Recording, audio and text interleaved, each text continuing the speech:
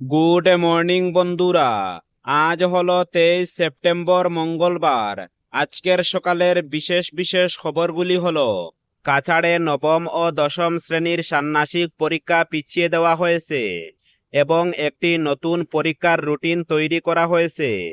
কাছাড় জেলার বিদ্যালয় পরিদর্শকের নির্দেশক্রমে এবং জেলাস্তরীয় অভ্যন্তরীণ পরীক্ষা নিয়ন্ত্রণ কমিটি এর সিদ্ধান্ত অনুযায়ী নবম ও দশম শ্রেণীর ষান্মাসিক পরীক্ষাসূচি পিছিয়ে নেওয়া হয়েছে। আগামী 10, 11 ও 13 অক্টোবর তিনটি বিষয়ে পরীক্ষা নেওয়া হবে। 10 অক্টোবর সকালে দশম শ্রেণীর মাতৃভাষা ও নবম শ্রেণীর বিকেলে ইংরেজি বিষয় পরীক্ষা নেওয়া হবে। 11 অক্টোবর সকালে দশম শ্রেণীর সাধারণ বিজ্ঞান ও বিকেলে নবম শ্রেণীর সাধারণ গণিত এবং 13 অক্টোবর সকালে দশম শ্রেণীর সাধারণ গণিত ও নবম শ্রেণীর সাধারণ বিজ্ঞান পরীক্ষা অনুষ্ঠিত হবে। পরবর্তী খবরটি হল অক্টোবরের চাল বরাদ্দ হাইলাকান্দিতে। হাইলাকান্দিতে অক্টোবর মাসের বিনামূল্যের চাল বরাদ্দ করা হয়েছে। জেলা প্রশাসনের এক বিজ্ঞপ্তিতে বলা হয়েছে, অন্তদয়া অন্ন সুরক্ষা যোজনার কার্ডধারীদের জন্য 35 কেজি করে ও প্রায়োরিটি হাউসহোল্ড কার্ডের জন্য মাথাপিছু 5 কেজি করে চাল বন্টন করা হবে। 26 সেপ্টেম্বরের মধ্যে রেশন দোকানিদের চাল সংগ্রহ করে অন্ন সেবার নির্ধারিত দিনগুলিতে তা ইপাস ডিভাইসের মাধ্যমে বন্টন করতে বলা হয়েছে। পরবর্তী খবরটি হল, আজ স্কুল কলেজ বন্ধ থাকবে। গুয়াহাটিতে বন্ধ থাকবে সরকারি কার্যালয়ও। আজ অন্ত্যেষ্টিক্রিয়া সম্পন্ন হবে মায়াবিনী শিল্পীর, তাই এদিন রাজ্য জুড়ে বন্ধ থাকবে স্কুল কলেজ ও বিশ্ববিদ্যালয়। গুয়াহাটি মহানগরে বন্ধ থাকবে সরকারি কার্যালয়ও, যাতে সকলে সামিল হতে পারেন অন্তিম যাত্রায়। তবে মহানগর জেলা ছাড়া বাকি জেলায় খোলা থাকবে সরকারি কার্যালয়। সোমবার একথা জানিয়েছেন মুখ্যমন্ত্রী ডক্টর হিমন্ত বিশ্ব শর্মা। পরবর্তী খবরটি হল, শ্রীভূমি শহরের নীলমণি রোডস্থিত জেলা সমাজ কল্যাণ আধিকারিকের কার্যালয়ে পুরোপুরি টিকাভিত্তিতে একজন মাল্টিটাইপিং ওয়ার্কার বা এমটিএস নিয়োগের জন্য দরখাস্ত আহ্বান করা হয়েছে। এতে আবেদনের জন্য প্রার্থীদের বয়স চলতি বছরের 10 অক্টোবর তারিখে 21 থেকে 40 বছরের মধ্যে হতে হবে। শিক্ষাগত যোগ্যতা স্বীকৃতিপ্রাপ্ত প্রতিষ্ঠান থেকে দশম শ্রেণী উত্তীর্ণ। এতে অফিসের কাজে দক্ষ প্রার্থীদের অগ্রাধিকার দেওয়া হবে এবং বেতন হাব মিশন শক্তির নর্মস অনুসারে মাসে 7,200 টাকা।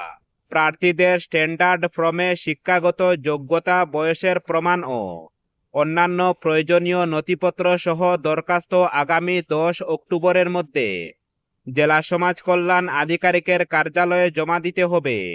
সাক্ষাৎকারের তারিখ পরে জানানো হবে। জেলা সমাজ কল্যাণ আধিকারিক এক বিজ্ঞপ্তিতে জানিয়েছেন।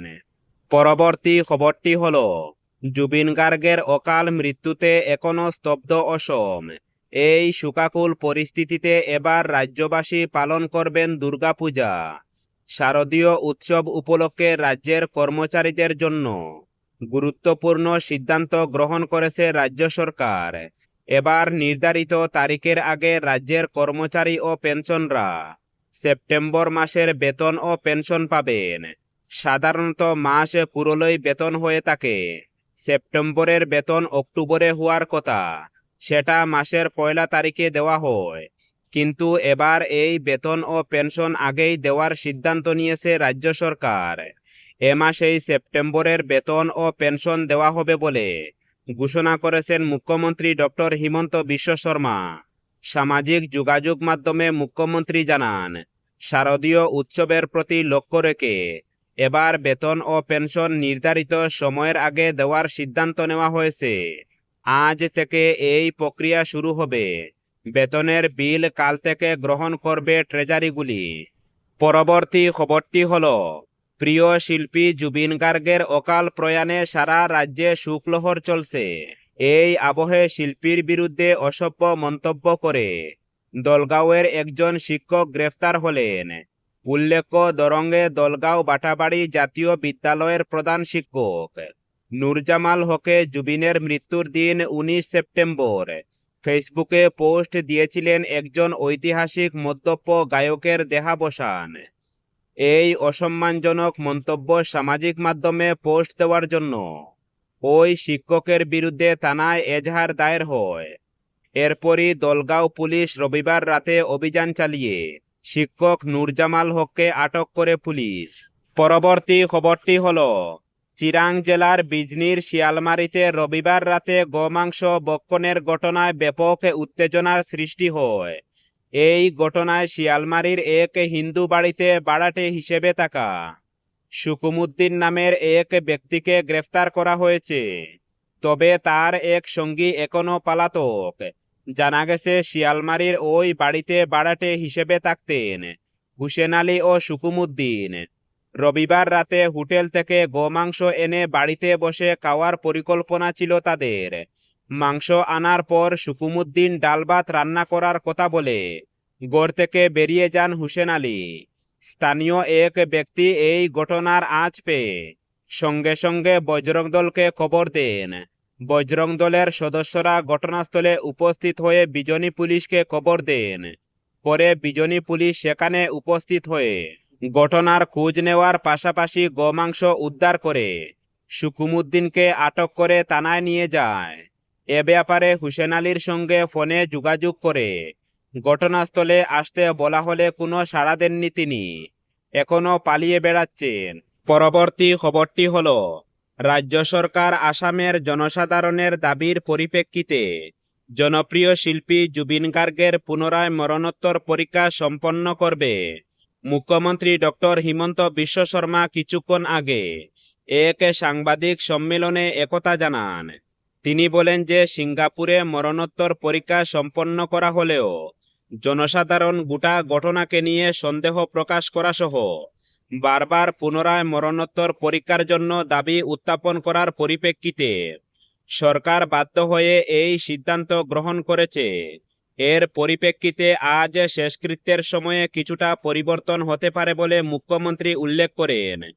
তিনি বলেন যে আজ সকাল 7:30টায় এই সময়ের বিশেষজ্ঞ চিকিৎসক গুয়াহাটি মেডিকেল কলেজের শিল্পীর মরণোত্তর পরীক্ষা করবেন। এরপর আনুমানিক 1.5 ঘন্টা পর শিল্পীকে সরুসজাই স্টেডিয়ামে নিয়ে যাওয়া হবে। এরপর শেষকৃত্যের জন্য নিয়ে যাওয়া হবে বলে মুখ্যমন্ত্রী জানান। পরবর্তী খবরটি হলো, কাছাড়ের জেলা আয়ুক্ত মৃদুল যাদবের নেতৃত্বে প্রস্তাবিত 4 lane Badarpur bypass Silchar Badarpur Churaibari package 3-এর জন্য নির্ধারিত জমিতে অনুমোদন না থাকা কাঠামোর নির্মাণ রুখতে কঠোর নির্দেশ জারি করা হয়েছে। জেলা প্রশাসনের ভূমি অধিগ্রহণ শাখা থেকে জারি করা এক আদেশে জানানো হয়েছে যে কাছাড় জেলার করৈকান্দি পার্ট 2 ও তেলিটিকর পার্ট 3 গ্রামে কিছু ব্যক্তি সাময়িক ঘরবাড়ি ও নার্সারি নির্মাণ শুরু করেছেন। প্রশাসন স্পষ্ট জানিয়ে দিয়েছে, এ ধরনের কার্যকলাপ সম্পূর্ণ অবৈধ এবং কোনোভাবেই গ্রহণযোগ্য নয়। এ ব্যাপারে সাধারণ জনগণকে অবহিত করা হয়েছে যে প্রস্তাবিত 4 লেন বদরপুর বাইপাস প্রকল্পের নির্ধারিত এলাকায় যে কোনো নতুন নির্মাণ বা উন্নয়নমূলক কার্যকলাপ শুরু করার আগে অবশ্যই কাছাড় জেলা আয়ুক্তের কার্যালয় থেকে অনুমতি নিতে হবে। এই বিজ্ঞপ্তি জারি হওয়ার পর প্রস্তাবিত ভূমিসীমার মধ্যে নির্মিত যে কোনো অনুমোদনহীন কাঠামো সাময়িক বা স্থায়ী ভূমি অধিগ্রহণ বা প্রকল্প বাস্তবায়নের সময়ে কোনো ক্ষতিপূরণের আওতায় আসবে না।